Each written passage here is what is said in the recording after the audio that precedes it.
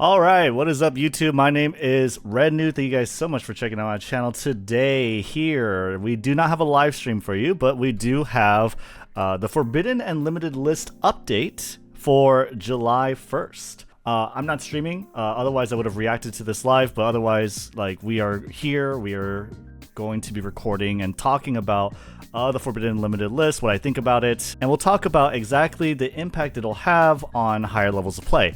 If you don't know, recently I basically spent like 23 hours within a span of 2 days grinding from Diamond to Master, which was an ordeal, and maybe you can say, hey, that took a little too long, whatever the case may be.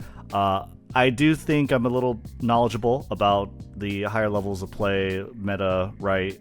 Just because I do have that many games. Now, let's take a look here. So, Fluwandereeze and Empen. So if you guys don't know Fluwandereeze and Empen, this is pretty much Fluwandereeze's boss monster. Seeing Empen come to one, it's pretty funny. I think Fluwandereeze has been hit like back to back to back to back to back on almost every single ban list that has come out within the last maybe half year, maybe even longer. So it's really funny to see Fluwandereeze get hit. I never get tired of it. In fact, I look forward to every single ban list, hoping to see at least one Fluwandereeze card get hit, because at this point it's a running joke, and I hate that deck with a passion. So glad to see it hit. I don't really, like, realistically, I don't really think this is gonna do too much to it, because if Fluwandereeze gets to that point, their turn one, they de-shifted you, right? They got Empen on the board, they got the trap set. That's usually already like GG for a lot of decks. So I don't really know if this will do too much to them, but all the same, it's extremely funny, and I'm hoping Advent is next on the list. So, Empen, there we go. Eradicator Epidemic Virus. So this is a normal trap card. Eradicator Epidemic Virus is being hit because Labyrinth. This is confirming that Labyrinth is going to get new support. So this is basically what Labyrinth is looking forward to. This is their new support card. Honestly, I'm not too knowledgeable. I haven't read into it, but it's apparently really, really good. And in actuality as well, in the current TCG meta, where Kashtira is very, very strong, Labyrinth won in I'm pretty sure, the finals of the German Nationals. And essentially what happened over here is you see the Kashtira player on the top, the Labyrinth player on the bottom. Labyrinth player flips Eradicator Epidemic Virus, and the Kashtira player scoops. They shake the hand. Basically what happened was Eradicator Epidemic Virus called spells, and so the Kashtira player was forced to discard all spells from their hand. And I believe they played one more card to discard the remaining monster. So essentially Kashtira had no hand to play with, and there's very little you could do to recover from that. Eradicator Epidemic Virus is a huge, huge blowout card. Not only does it allow you to destroy all spells or traps that they control and that are in their hand, all cards that they draw, if they fit that like type, spell, or trap that you call, will also be destroyed. So it is a total lockout. It is a solo floodgate, because every spell card, right, you basically can't play spells for 3 whole turns. I can see and understand why it got limited in light of what happened over here in TCG. All right, next card on the list here is Tearlaments Sulliek. Sulliek coming to 1. So this is not what everyone wanted to see when they were hoping for the new Forbidden Limited List, obviously, right? Everyone wanted to see Tearlaments get hit even harder, or maybe Kit Kalos being banned, because I believe Kit Kalos is banned in TCG. Let's go ahead and take a look. Yeah, so just confirming over here, Kit Kalos is forbidden in OCG and TCG, but strangely, I guess, right, we don't see Kit Kalos being banned here. And honestly, though, I think that's a good thing. I think that's fine. because, I mean, Labyrinth is going to be coming out. They're a strong deck. Right now, Sprites are also very strong, and they're pretty much in the same tier as Tearlaments, I would say, right? Branded is also really strong. You see a lot more variety in this meta. Tearlaments also received a hit prior to this list in the form of the Shizu cards being hit, right? I think the Shufflers all got limited to 1, and then the Millers, I think one of them got limited to 1, and the other one is semi-limited. So this was a huge hit, you know, contrary to what most people would think. That is a huge hit to Tearlaments. Tearlaments is all about milling to the graveyard, and you have less millers, that means less consistency. And now Sulliek getting hit to 1 is not going to kill the deck, obviously, right? But I think this is actually a good hit, because what happens with Sulliek being at 1? Sulliek, if you don't know, this is Tearlaments' best trap card. It is their form of monster effect negation, and it is a permanent effect negation. All you need to do is have a Tearlament monster, and you can also send a monster from your field to the graveyard, triggering more Tearlament effects. So it is a very, very good card. It is the bread and butter of Tearlaments, what they would like to see on the end board, right?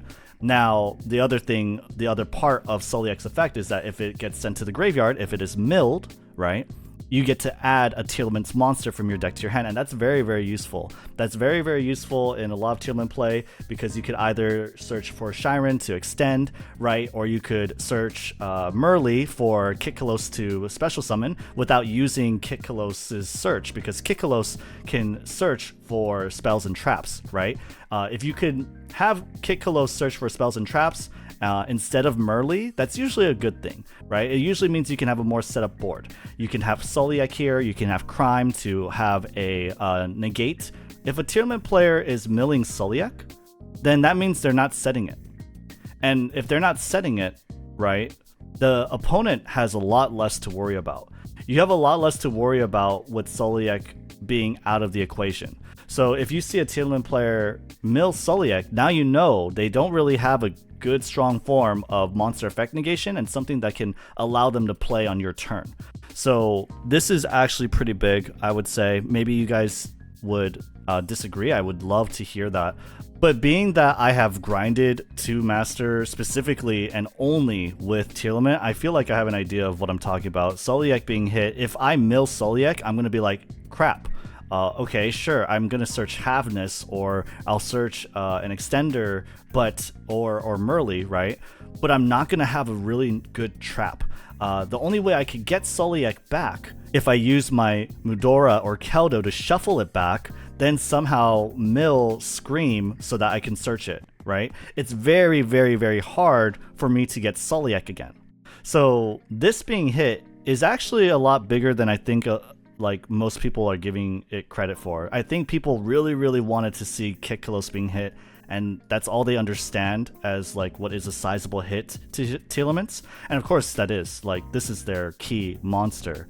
Of course this would murder the deck. So I would say if you're a Tearlament hater, I would not be so disappointed with this, because right now the meta does have a lot of variance, right? Tearlament, Sprite, Branded Despia, these are the biggest decks. You even see Branded Tearlaments, which is a little weirder, but it is there. You also see a lot of Dragon Link.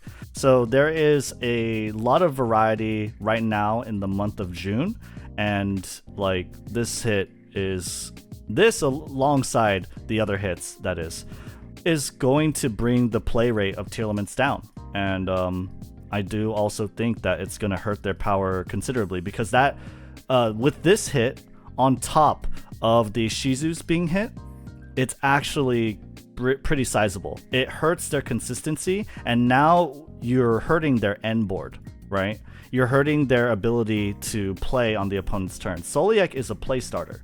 Not only is it a negate, it is a play starter because it sends the monster you control to the graveyard. So usually, like, let's say you max see a Tearlament player, they're going to have Kitkalos and Sulliek. But now if I mill Sulliek with my Keldo or Kelbeck, right, or any of my Tearlament cards, now I don't have that option. I don't have the option of negating your monster, sending Kitkalos to the grave, milling 5, and playing on your turn.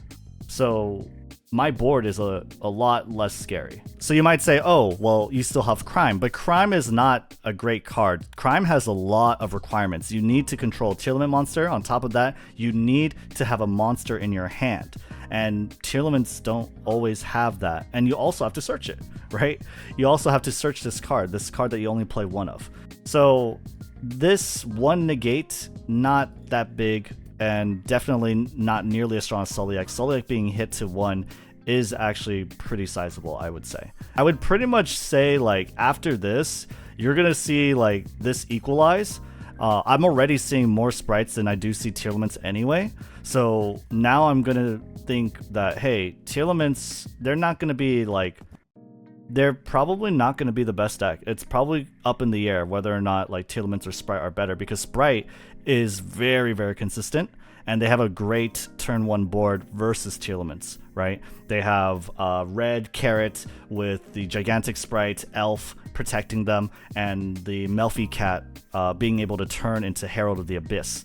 So they have a really strong end board against Tearlaments, and I definitely think this hit is doing a lot more than what people would think. But let me know what you guys think in the comments for sure, because I mean, I'm sure that's the biggest point of contention, is like only seeing Sulliek getting hit. Okay, so that's enough to talk about Sulliek. The next card to talk about is Branded Fusion. Branded Fusion is being hit to 2. It was at 3, and this is Branded's best card in their deck. It allows them to fuse from the deck and start off their plays.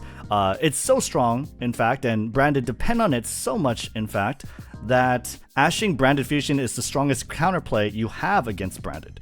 So seeing this come down to 2 is gonna hurt their consistency a little bit, right? Branded Fusion is usually being searched by a Luber, right? So it's not like that huge, but Branded just got support in the form of the new card pack, right? So I don't think it's justified. I don't think it was warranted, because like they just got the support. Why not give them a little more than a month to play around with it? Especially considering the fact that they are not the best deck. They are not close to the best deck. They are being played a lot though. They are being played a lot. Their play rate has skyrocketed because it is a very fun combo deck that has very, very intricate and long combos, but very cool ones too. With the fusion, they have a lot of send to graveyard and getting these bonus effects, right? So it is a fun, unique deck, but it is not the strongest, not nearly strong as Tearlaments or Sprite even. So I would say that I don't agree with it, but at the same time, this is not doing much. Hitting it to 2 is not doing much at all. So you know, it is what it is. Now, moving on, Sprite Jet and Swap Frog. Sprite Jet is not necessarily a starter card for Sprite. I'm pretty sure you would say this is more like a combo piece, because what you would want is to special summon Jet so that you could add a Sprite spell trap to your hand. Namely, the Sprite spell trap that you're adding is going to be starter, right? So Jet getting hit down to 2, I don't really think is that big of a deal. Usually it's coming out as a result of Gigantic or some search and then special summoning. But Swap Frog coming down to 2 is a decent hit, because Swap Frog is one of their best starters for sure, right?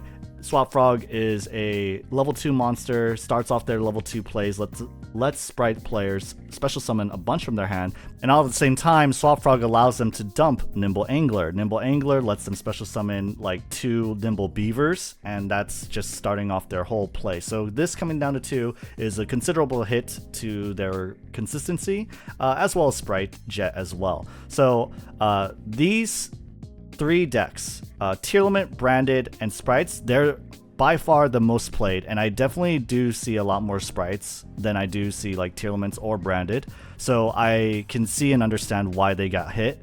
I don't think it's that huge. I mean, like, I agree with Sprite and Tearlaments being hit here. I do think that they're being played a lot.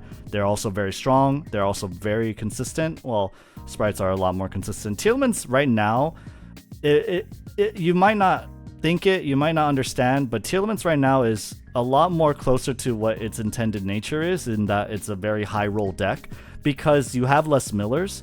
then you have less chances of rolling high. So your consistency is being hit a lot, you're not milling as much, and you're not popping off, you're not playing as much on the opponent's turn or even your turn. All right, and final card is Metaverse. Metaverse is basically the trap version of terraforming, and there's a lot of implications of it being a trap and not being like terraforming. First of all, it allows them to activate a field spell on the opponent's turn, right?